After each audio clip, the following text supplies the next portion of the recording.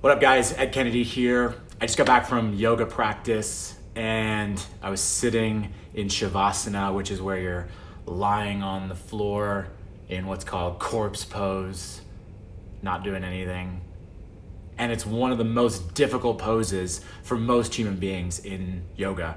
And I found it's particularly difficult for men because it doesn't demand anything of you. It doesn't need anything from you. You just need to lie there. And often what comes up is our crazy mind. Because we're habituated just to keep going, always be on, always be thinking, always be acting. What's next? What's in front of us? What's coming up? And if you want to break free from that and actually live in peace in your life and be satisfied with who you are and what you have and where you're going and why you're going there, you're going to have to find inner freedom first. You're gonna have to free yourself from your mind.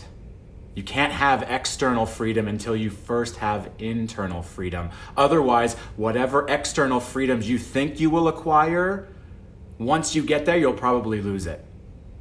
As soon as you achieve a certain amount of income or have the right girlfriend or achieve some accomplishment in your career and think that that will give you freedom, your mind will start talking to you and say, that's not enough, you gotta go more, you gotta earn more, you gotta lose a little bit more weight, you gotta stay in shape, don't lose it, because you just gained it, now you're gonna lose it.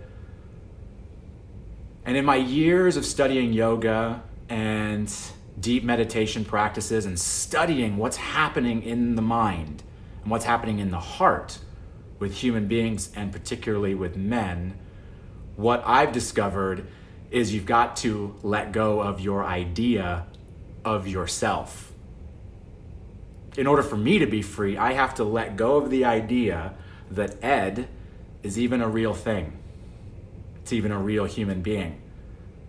Now that takes some work because first you have to separate yourself, your capital S self, from your identity, from this person that you've constructed yourself as, this assembly of personality traits and thoughts and points of view and ideas and values. You have to completely separate yourself from that and see that that's something you made up. That's something you designed. Oftentimes designed to survive difficult circumstances you had in the past. So you constructed and literally built an identity. You took on what other people said about who you are. You made decisions about who you are. And now you're living that life thinking that it's you. And it has nothing to do with you. In fact, in all the searching I've ever done, all the spiritual work I've ever done, I've always come back to the conclusion that I don't exist. Now that, again, is a crazy concept to think that I don't exist. I'm not actually here. Well, clearly I'm here because I'm actually having this conversation in front of a camera. And you're here because you're watching it. But what is that thing that's actually doing the watching and what's the thing that's actually doing the speaking? Is it really Ed? Is it really you listening?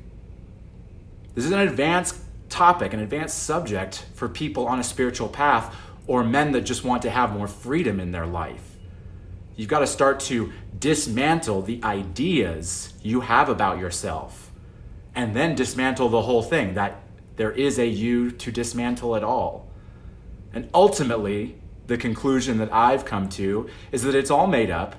You make up who you are every single day in every single moment. There's no future, there's no past, there's just right now. And you're going to live through a series of moments of now. And in any moment, you can create who you are. Anything that takes you out of the present moment and living fully and freely in your life and playing the games you want to play and living the life you want to live, it's probably some dead weight that's literally attached to the psyche, like a dead weight, an anvil around your ankle that just drags you down. These ideas, these thoughts about who you are, what you're capable of, what you're good at, what you're not good at, what you can do, what you can't do, what's safe, what's dangerous, what's fun, and what's boring. If you can develop presence, the ability to actually be present in the moment, you will start to build freedom, and that will give you an edge in life. Because most men are out there competing with themselves and with each other, not realizing that they made it all up. They're not actually free. We've all had those experiences when we're around somebody who's constrained by their own ideas of who they are. We've also had the opposite experience when we've been around people that are free. They're free to be anything in any way. They're not limited or constrained. They can totally get wrapped up in an amazing expression of their personality, but they can just as easily put it down and pick up something else. That's the kind of man that you will want to become if you want to have power in your career, in your relationships, in your income, in your fitness. These are all just games that we're playing. And we get to construct them as a community, and you get to construct them in your own life. So the next time that you're getting all crazy in your mind, just realize that those are just thoughts.